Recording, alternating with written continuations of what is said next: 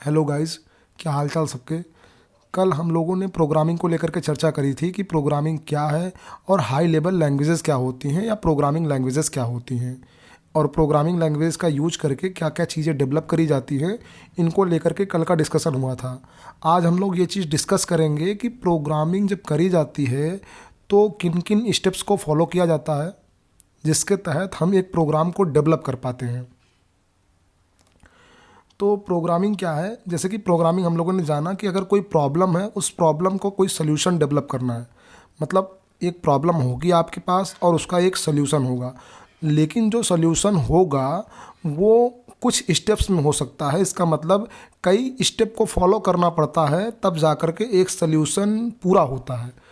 तो अगर कोई प्रॉब्लम है उस प्रॉब्लम को आप सॉल्व करते हैं, जैसे हम और आप या यूजर या प्रोग्रामर या कोई भी इंसान अगर किसी प्रॉब्लम को सॉल्व करता है तो जो सल्यूशन डेवलप करता है जिसके द्वारा कोई प्रॉब्लम सॉल्व हो जाती है या कोई हल करता है किसी प्रॉब्लम को, तो जो रिज़ल्ट मिलता है एक हमको और आपको सॉल्व करने के बाद, सेम वही रिज़ल्ट अगर कंप्यूटर दे पाए या हम कंप्यूटर की भाषा में ऐसा कुछ बना दें कि वो वही रिज़ल्ट दे जो हम और आप कैलकुलेट करके दें, तो हमारे और आपके द्वारा अगर कोई सल्यूशन डेवलप होता है, कोई हल करते हैं, तो जो फाइनल रिज़ल्ट आता है अगर वही रिज़ल्ट कंप्यूटर देने लगे, इसका मतलब हम कुछ ऐसा क्रिएट करें, हम कुछ ऐसा डेवलप करें जो प्रॉब्लम को सॉल्व करे और सेम रिज़ल्ट दे जैसा कि हमारे सॉल्व करने पर रिज़ल्ट मिलता है। जैसे मान लीजिए दो नंबर्स हैं, अगर दो नंबर्स को ऐड करना है, 2 और 3 मान लीजिए ऐड करना है, तो हमको और आपको ये पता है कि 2 और 3 को ऐड करने के बाद 5 आएगा। इसका मतलब रिज़ल्ट हमको पता है कि जब हम और आप 2 और 3 को ऐड करेंगे तो 5 एज अ रिज़ल्ट हमको मिलेगा। तो अगर हम प्रोग्रामिंग लैंग्वेजेस का यूज करके, हाई लेवल लैंग्वेज का यूज करके कुछ ऐसी चीज़ बना दें जिसमें हम 2 और 3 को एज अ इनपुट दें और वो भी रिज़ल्ट के रूप में हमको 5 दे, तो हम कहेंगे कि हमने प्रोग्रामिंग करी। इसका मतलब कंप्यूटर लैंग्वेज में सॉल्यूशन को, किसी समस्या के हल को लिखना क्या है, प्रोग्रामिंग है। अब प्रोग्रामिंग करके कोई सॉफ्टवेयर डेवलप होता है, जैसे मान लीजिए कैलकुलेटर का सॉफ्टवेयर है, तो कैलकुलेटर का सॉफ्टवेयर प्रोग्रामिंग करके ही बनाया जाएगा। तो कैलकुलेटर सेम रिजल्ट देता है जैसा कि एक इंसान कैलकुलेट करके निकालता है। अभी मैंने आपको एग्जांपल दिया कि आप 2 और 3 को ऐड करेंगे तो 5 आएगा। इसका मतलब हम और आप इंसान हैं और हमने 2 और 3 को ऐड किया और एज अ रिज़ल्ट 5 गेन किया। और सेम ही सेम वैल्यू, मतलब 2 और 3 को अगर हम कैलकुलेटर में इनपुट करते हैं और कैलकुलेटर भी हमको 5 देता है। और कैलकुलेटर बना कैसे, वो तो कैलकुलेटर तो एक सॉफ्टवेयर की चीज़ है, सॉफ्टवेयर नहीं होगा तो कैलकुलेटर काम कैसे करेगा। तो सॉफ्टवेयर बनाया गया, और सॉफ्टवेयर बना कैसे, ये कल चर्चा हुई थी कि हाई लेवल लैंग्वेज का यूज करके प्रोग्रामिंग करके सॉफ्टवेयर डेवलप की जाती है। तो समस्या का हल जो होगा उसको कंप्यूटर की लैंग्वेज में लिखना या किसी हाई लेवल लैंग्वेज में लिखना प्रोग्रामिंग कहलाता है। अब प्रोग्रामिंग जब होती है तो जो स्टेप फॉलो करने पड़ते हैं वो क्या क्या हैं, इसको लेकर के आज की चर्चा होगी। तो जैसे पहला स्टेप है अंडरस्टैंडिंग ऑफ प्रॉब्लम। मतलब सबसे पहले हमें ये पता होना चाहिए कि प्रॉब्लम है क्या, या क्या समस्या है जिसके लिए हमको कोई हल चाहिए, या क्या प्रॉब्लम है जिसके लिए हमको कोई सल्यूशन डेवलप करना है। अब दूसरी बात, तो सल्यूशन जब डेवलप करना है या प्रॉब्लम पता लगी, अब प्रॉब्लम को सॉल्व करने के लिए क्या क्या चीज़ें चाहिए होंगी। इसका मतलब एग्जामाइनिंग द इनपुट डेटा, मतलब हमें क्या क्या चीज़ें चाहिए किसी समस्या को सॉल्व करने के लिए, वो भी तो हमारे पास होनी चाहिए। जैसे दो नंबर्स को ऐड करना है तो वो दोनों नंबर हमारे पास होंगे तभी तो हम उनको ऐड करेंगे। और रिज़ल्ट क्या आएगा, मतलब जब हम प्रोग्रामिंग कर रहे हैं तो हमको रिज़ल्ट का बारे में सोचना पड़ता है कि हम जैसे मान लीजिए दो संख्याओं को ऐड कर रहे हैं तो उसका रिज़ल्ट क्या होता है ये हमको मालूम होता है। सेम उसी तरीके से एग्जामाइनिंग द आउटपुट डेटा, कि आउटपुट क्या आएगा इसको लेकर के हमें पता होना चाहिए। क्योंकि अगर हमको ये नहीं पता रहेगा कि आउटपुट यही है तो हम इस चीज़ को कैसे जान पाएंगे कि जो प्रोग्राम हमने डेवलप किया है वो सही तरीके से काम कर रहा है, या जो सल्यूशन हमने बनाया है वो सही तरीके से काम कर रहा है। जैसे कैलकुलेटर के लिए आपने कोई सॉफ्टवेयर डेवलप किया तो कैलकुलेटर में पहले आप छोटी छोटी संख्याओं जैसे 2 और 3, 4, 7 इन सब को इनपुट करते हैं और इनका एडिशन निकालते हैं। तो जो रिजल्ट आता है वो रिजल्ट हमें पहले से मालूम होता है, तभी हम इस चीज़ का डिसीजन ले पाते हैं कि कैलकुलेटर हमें सही आंसर कर रहा है। जब एक बार हमको इस बात का विश्वास हो जाता है कि कैलकुलेटर ने 2+3 को ऐड किया हुआ है, तो हम कैलकुलेटर पर बिलीव करते हैं, उसके ऊपर विश्वास करते हैं। सेम उसी तरीके से जब नंबर्स बढ़ जाएंगे, मान लीजिए अब 1000 नंबर को ऐड करना है, तो 1000 नंबर को ऐड करने के बाद क्या रिजल्ट आएगा ये हमको ना भी मालूम हो तो भी हम कैलकुलेटर के ऊपर भरोसा करते हैं। क्यों? क्योंकि कैलकुलेटर ने 2+3 को जब हमने ऐड किया, जब हमने छोटी संख्याओं को ऐड किया तो कैलकुलेटर ने सही रिजल्ट दिया। इसलिए हम इस बात का भरोसा करते हैं कि जब हम हज़ारों नंबर को जोड़ेंगे तो कैलकुलेटर हमको सही रिजल्ट देगा।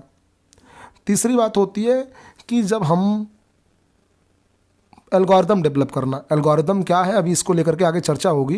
एल्गोरिदम का मतलब है कि जो भी स्टेप फॉलो करने हैं, जिन स्टेप्स के तहत किसी समस्या को सॉल्व किया जाना है, उन स्टेप्स को लिखना।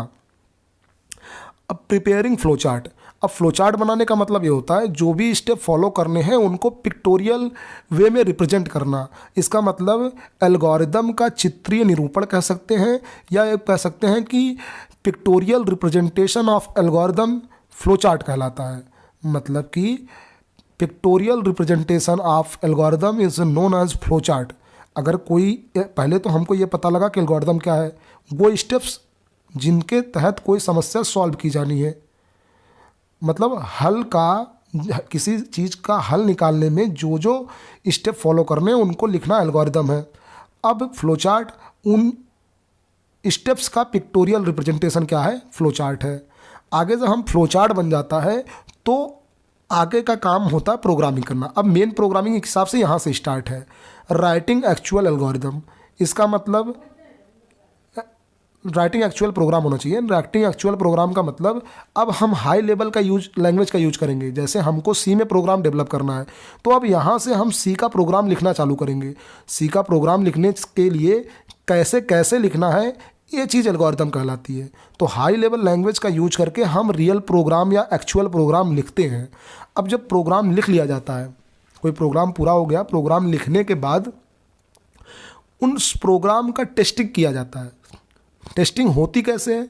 जैसे मान लीजिए आप कुछ इनपुट डेटा देंगे, जैसे आपने प्रोग्राम बनाया दो संख्याओं को एडिशन का, तो फिर आप उन दो संख्याओं को इनपुट करिए। मान लीजिए मैंने एक प्रोग्राम डेवलप कर लिया जिसके तहत मुझे दो संख्याओं को जोड़ना है या दो नंबर्स का एडिशन परफॉर्म करना है। तो मैं इनपुट के तौर पर एक बार 2 दूंगा, फिर 3 दूंगा, और अगर वो प्रोग्राम जोड़ करके 5 आंसर कर देता है तो हम कहेंगे कि हमारा प्रोग्राम सही है, या जो हमने प्रोग्राम दो नंबर्स को ऐड करने का बनाया है वो सही तरीके से काम कर रहा है। तो प्रोग्राम की टेस्टिंग कैसे होती है? इनपुट दे करके। आप कुछ इनपुट दीजिए, अगर उस इनपुट के बिहाफ पे एक्चुअल आंसर मिल जाता है, छोटी छोटी संख्याओं को आप दे करके एडिशन परफॉर्म कर लीजिए, अगर रिजल्ट सही आता है तो इसका मतलब जो प्रोग्राम डेवलप किया गया है, जो वास्तविक प्रोग्राम, एक्चुअल प्रोग्राम जो कि हाई लेवल लैंग्वेज में लिखा गया है, वो सही आंसर कर रहा है। आगे हम बात करेंगे कि एल्गोरिदम क्या है। अब अगर एल्गोरिदम की बात की जाए तो एल्गोरिदम है क्या? एल्गोरिदम मैंने इसके पहले भी आपको बताया कि कोई प्रॉब्लम को सॉल्व करने में जिन जिन स्टेप्स को फॉलो करना है, क्योंकि किसी समस्या का हल जो है वो कई चरण या कई पद में हो सकता है। कहने का मतलब कोई प्रॉब्लम अगर आपको सॉल्व करनी है तो आप पहले ये सोचेंगे, पहले इस काम को किया जाए, उसके बाद इस दूसरे काम को, फिर तीसरे काम को। तो जो जो स्टेप आप फॉलो कर रहे हैं उन स्टेप्स को लिखना एल्गोरिदम है। तो एल्गोरिदम को हम कह क्या सकते हैं?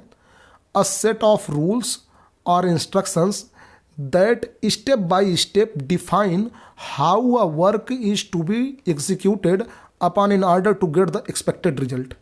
इसका मतलब एक नियमों का एक ऐसा समूह जो क्रमबद्ध तरीके से, स्टेप बाय स्टेप क्रमबद्ध तरीके से इस बात को परिभाषित करे या इस बात को डिफाइन करे कि किसी काम को कैसे किया जाए ताकि वो रिजल्ट प्राप्त हो जाए जिसकी हम आशा करते हैं।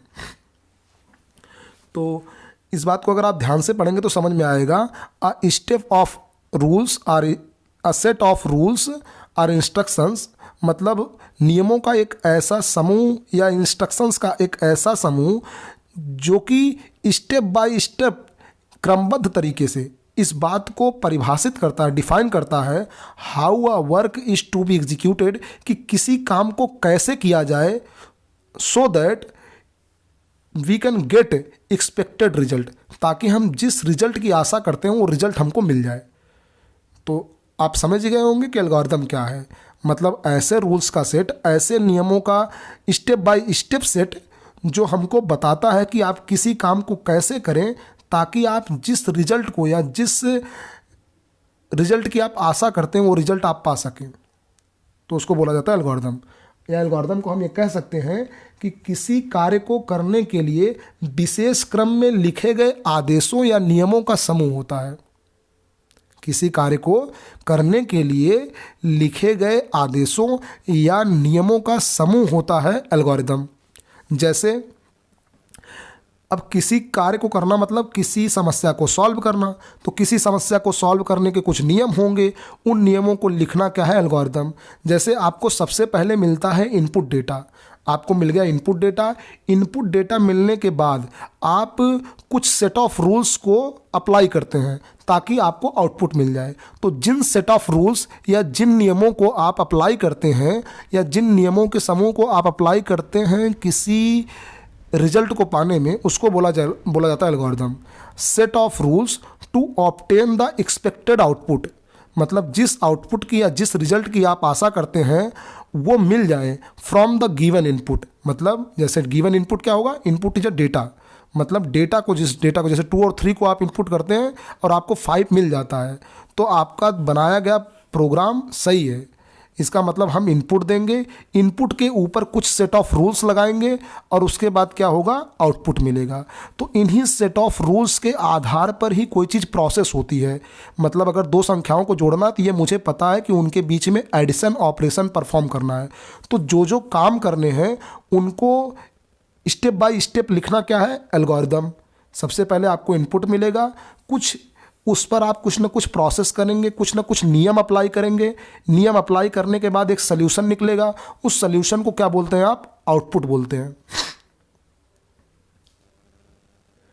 अब अगर आगे हम चर्चा करें तो हम इस बात की चर्चा करेंगे कि क्या विशेषताएं होती हैं किसी एल्गोरिदम की, और या कह सकते हैं कि कैरेक्टरिस्टिक ऑफ एन एल्गोरिदम, कि किसी भी एल्गोरिदम की क्या क्या विशेषताएं होनी चाहिए। मतलब क्या कोई भी समस्या है आपके पास और आप उसका सलूशन निकाल रहे हैं, तो किसी समस्या के हल में क्या क्या विशेषताएं होनी चाहिए। कोई आप सलूशन डेवलप कर रहे हैं किसी प्रॉब्लम के लिए, तो उस सॉल्यूशन में क्या क्या कैरेक्टरिस्टिक या क्या क्या विशेषताएं होनी चाहिए, इस बात को लेकर के आगे की चर्चा होगी कि एल्गोरिदम की क्या क्या विशेषताएं हैं, क्या क्या उसकी कैरेक्टरिस्टिक्स हैं।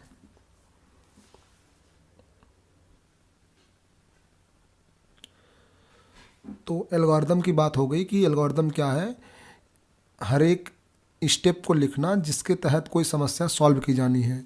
तो हम अगर बात करें एल्गोरिदम के विशेषताओं की या कैरेक्टरिस्टिक्स ऑफ एन एल्गोरिदम की बात करें, तो या एल्गोरिदम में क्या क्या विशेषताएं होनी चाहिए, तो कोई भी एल्गोरिदम हो, सबसे पहले तो उसके लिए वेल डिफाइंड इनपुट होने चाहिए कि हम उस एल्गोरिदम में जो इनपुट देंगे वो वेल डिफाइंड है, मतलब क्या क्या इनपुट होगा ये पता होना चाहिए। दूसरी बात, एल्गोरिदम जो सल्यूशन डेवलप करने के बाद जो सॉल्व करेगा या जो रिज़ल्ट देगा वो रिज़ल्ट वेल डिफाइंड होना चाहिए कि हाँ हमें यही रिज़ल्ट मिलेगा इस समस्या को सॉल्व करने पर, या इस एल्गोरिदम से अगर ये सॉल्व करते हैं तो एक्सपेक्टेड जो रिज़ल्ट है, जिस रिज़ल्ट की हम आशा करते हैं वो रिज़ल्ट हमको मिलना ज़रूर चाहिए, वो आउटपुट हमको मिलना ज़रूर चाहिए एल्गोरिदम से। तो एल्गोरिदम की पहली विशेषता तो ये कि उसके पास वेल डिफाइंड इनपुट होने चाहिए। दूसरी विशेषता ये कि जो एक्सपेक्टेड आउटपुट है वो आउटपुट उस एल्गोरिदम से या उस जो नियम बनाया गया है जिससे समस्या को सॉल्व करना उससे मिलना ज़रूर चाहिए, एक्सपेक्टेड आउटपुट मिलना चाहिए पहली बात तो। और अगर बात करें आगे तो जो एल्गोरिदम होनी चाहिए वो पहली बात तो स्पष्ट होनी चाहिए, क्लियर होनी चाहिए। दूसरी बात है अनएम्बिगुअस। अब अनएम्बिगुअस का मतलब ये होता है कि किसी चीज़ के 2 सल्यूशन ना डेवलप हों, मतलब एक एल्गोरिदम 2 उत्तर ना दे रही हो। आपने एक एल्गोरिदम बनाया जैसे 2+3 को ऐड करने का, मान लीजिए आपने एल्गोरिदम डिज़ाइन किया, या रूल बनाया आपने कि 2+3 या दो संख्याओं को ऐड करना है, तो दो संख्याओं को ऐड करने के बाद भाई एक ही रिजल्ट मिलेगा। क्यों? क्योंकि जैसे आप 2+3 ऐड करते हो तो आपको 5 मिलता है, ये आपको पता है कि 5 ही मिलेगा, 5 के अलावा कोई दूसरा आउटपुट नहीं मिल सकता। इसका मतलब जो आपकी एल्गोरिदम है वो अनएम्बिगुअस होनी चाहिए। एम्बिगुअस का मतलब होता है जहाँ दो चीज़ें मिले, अनएम्बिगुअस का मतलब है एक सिंगल चीज़ का मिलना। तो एल्गोरिदम जो है वो पहली बात स्पष्ट क्लियर होनी चाहिए, दूसरी बात जो वो आउटपुट दे रही है सिंगल आउटपुट मिलना चाहिए, उससे एक ही आउटपुट मिलेगा। क्योंकि हम जानते हैं कि अगर हम दो नंबर इनपुट कर रहे हैं तो उनको ऐड करने के बाद एक ही रिजल्ट आ सकता है, उसके अलावा रिजल्ट नहीं आएगा। तो कोई भी एल्गोरिदम जो है वो क्लियर होनी चाहिए, स्पष्ट होनी चाहिए, साथ ही साथ अनएम्बिगुअस होनी चाहिए, मतलब सिंगल रिजल्ट देने वाली एल्गोरिदम होनी चाहिए, ना कि एक से ज़्यादा रिजल्ट दे रही हो। तीसरी बात फाइनाइटनेस, या जो भी अब मान लीजिए फोर्थ है आपका। तो फाइनाइटनेस का मतलब है कि जो एल्गोरिदम बनाई गई है वो ये नहीं है कि अनलिमिटेड टाइम तक चले या अनंत समय तक चले। कोई भी एल्गोरिदम जो है वो समस्या को एक निश्चित समय में सॉल्व करने वाली होनी चाहिए। आपने कोई एल्गोरिदम डेवलप किया है, आपने कोई रूल या कोई नियम बनाया है जिससे कोई समस्या को सॉल्व किया जाना है, तो ऐसा नहीं है कि वो जो आपने रूल बनाया है वो अनंत समय लेगा या इनफाइनाइट टाइम लेगा किसी चीज़ को सॉल्व करने में। तो कोई भी एल्गोरिदम जो है वो एक निश्चित समय अंतराल के बाद या एक निश्चित टाइम के बाद आपको आउटपुट दे देनी चाहिए। उस एल्गोरिदम से आपको एक निश्चित टाइम में आउटपुट मिल जाना चाहिए। इसको बोला जाता है फाइनाइटनेस। इसका मतलब है कि कोई भी एल्गोरिदम इनफाइनाइट टाइम तक के नहीं चलेगी, फाइनाइट टाइम तक के चलेगी। इस मतलब वो रिजल्ट आपको एक निश्चित समय में ज़रूर दे दे, आप ऐसी एल्गोरिदम बनाएंगे। तो एल्गोरिदम की एक विशेषता है कि वो फाइनाइटनेस होनी चाहिए उसमें। इसका मतलब वो एक निश्चित समय में आपको रिजल्ट दे दे, ऐसी होनी चाहिए आपकी एल्गोरिदम। बात करें आगे, तो जो आपने एल्गोरिदम डिज़ाइन किया है वो फिजिबल होना चाहिए। इसका मतलब वो पॉसिबल होना चाहिए, उससे आउटपुट मिलना ही चाहिए। ऐसा नहीं है कि आपने एक ऐसी एल्गोरिदम बनाई जो संभव ही नहीं है।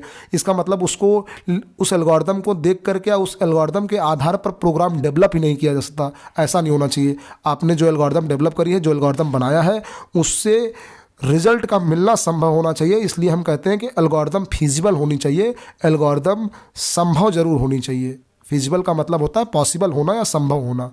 तो एल्गोरिदम पॉसिबल जरूर हो ताकि वो रिजल्ट को दे सके। और आगे लैंग्वेज इंडिपेंडेंट। यहाँ लैंग्वेज इंडिपेंडेंट का मतलब ये है कि आपने एक सेट ऑफ रूल्स लिख लिए, उन सेट ऑफ रूल्स के आधार पर जो प्रोग्राम बनाया है ना है वो किसी भी लैंग्वेज में बनाया जा सके। जैसे 2 नंबर्स को ऐड करना। 2 नंबर्स को ऐड करने का मतलब क्या? पहली बात तो वो दोनों नंबर पता होनी चाहिए, फिर उन दोनों नंबर को एडिशन किया जाना चाहिए, फिर उन दोनों नंबर को प्रिंट किया जाना चाहिए, आपको आउटपुट दिखना चाहिए आपको। तो ये जो प्रोग्राम बनाना है एल्गोरिदम को देख करके, वो लैंग्वेज डिपेंडेंट नहीं होनी चाहिए, लैंग्वेज इंडिपेंडेंट होनी चाहिए। मतलब एल्गोरिदम के आधार पे या एल्गोरिदम के बिहाफ पे किसी भी लैंग्वेज में, किसी भी हाई लेवल लैंग्वेज, चाहे वो आपका सी हो या कोई भी हो, पाइथन हो, कोई भी लैंग्वेज हो, तो जो एल्गोरिदम को देख करके प्रोग्राम आप किसी भी लैंग्वेज में कर सकें। क्योंकि एल्गोरिदम होगी तभी हम सॉफ्टवेयर डिजाइन करेंगे, तभी हम जो है उसको कंप्यूटर की भाषा में लिखेंगे। तो एल्गोरिदम के आधार पर उसको किसी भी कंप्यूटर की भाषा में लिखा जा सके। एल्गोरिदम के आधार पर प्रोग्राम को किसी भी भाषा में लिखा जाना चाहिए। आप मुझे एक एल्गोरिदम देंगे, जैसे 2 संख्याओं को ऐड करने का मैंने एल्गोरिदम बनाया, तो उस एल्गोरिदम के आधार पर, उन नियमों के आधार पर मैं पाइथन में भी प्रोग्राम लिख सकूं और मैं सी भाषा में भी प्रोग्राम लिख सकूं। ये होना चाहिए। ये नहीं होना चाहिए कि आपने एक एल्गोरिदम डिजाइन करी है, उसको केवल सी की भाषा में उससे प्रोग्राम लिखा जाना चाहिए, ऐसा नहीं होना चाहिए। एल्गोरिदम ऐसी होनी चाहिए कि उसको देख करके सी में भी प्रोग्राम किया जा सके और पाइथन में भी प्रोग्राम किया जा सके, ऐसा होना चाहिए। तो किसी भी एल्गोरिदम की क्या क्या विशेषताएं होनी चाहिए? पहला है वेल डिफाइंड इनपुट। हमें इनपुट पता होना चाहिए कि उस एल्गोरिदम को क्या क्या एज ए इनपुट देना है। साथ में वेल डिफाइंड आउटपुट, इसका मतलब एल्गोरिदम जो है वो एक्सपेक्टेड आउटपुट देनी चाहिए। जिस आउटपुट की हम आशा करते हैं उस एल्गोरिदम से हमको वो आउटपुट मिलना चाहिए। फाइनाइटनेस, इसका मतलब कोई भी एल्गोरिदम इनफाइनाइट टाइम तक के या अनंत समय तक के लिए नहीं चलनी चाहिए। एक निश्चित समय अंतराल के बाद वो एल्गोरिदम हमको रिजल्ट दे दे, हमारा एल्गोरिदम ऐसा होना चाहिए। आगे की बात करें तो फिजिबल होना चाहिए, मतलब एल्गोरिदम जो है वो संभव जरूर होना चाहिए, उसको प्रोग्राम के रूप में लिखा जा सकना पॉसिबल होना चाहिए। एल्गोरिदम के आधार पर प्रोग्राम करना पॉसिबल हो, इसका मतलब हमारा एल्गोरिदम फिजिबल होना चाहिए, पॉसिबल होना चाहिए, संभव। फिजिबल का मतलब पॉसिबल होना या संभव होना।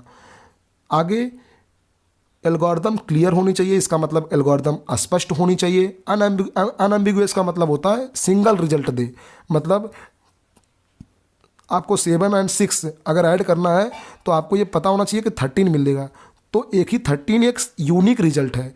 ये मुझे पता है कि जब मैं 7 और 6 को ऐड करूँगा तो मुझे 13 ही मिलेगा, तो एल्गोरिदम आपको 13 ही दे, ऐसा होना चाहिए आपका एल्गोरिदम। अनएम्बिगुअस का मतलब सिंगल रिजल्ट देने वाली हो। साथ में लैंग्वेज इंडिपेंडेंट होनी चाहिए, मतलब एल्गोरिदम के आधार पे आप किसी भी लैंग्वेज में प्रोग्राम डेवलप कर पाएँ, प्रोग्राम बना पाएँ, ऐसा होना चाहिए आपका एल्गोरिदम। तो आज हम लोगों ने ये बात करी कि प्रोग्रामिंग क्या है, प्रोग्रामिंग में किन किन स्टेप्स को फॉलो करना चाहिए, और एल्गोरिदम क्या होती है, एल्गोरिदम की क्या कैरेक्टरिस्टिक्स हैं, क्या एल्गोरिदम की विशेषताएं हैं, इन सब को लेकर के आज की चर्चा हुई है। आप लोग पूरे लेक्चर को आराम से एकदम अच्छे तरीके से देखिए, ध्यान से सुनिए बातों को, तो आपको ये बातें ज़रूर पता लग जाएंगी कि क्या होती है एल्गोरिदम और एल्गोरिदम की क्या क्या विशेषताएं होनी चाहिए। Thanks for watching, and lots of thanks to those people who have subscribed my channel and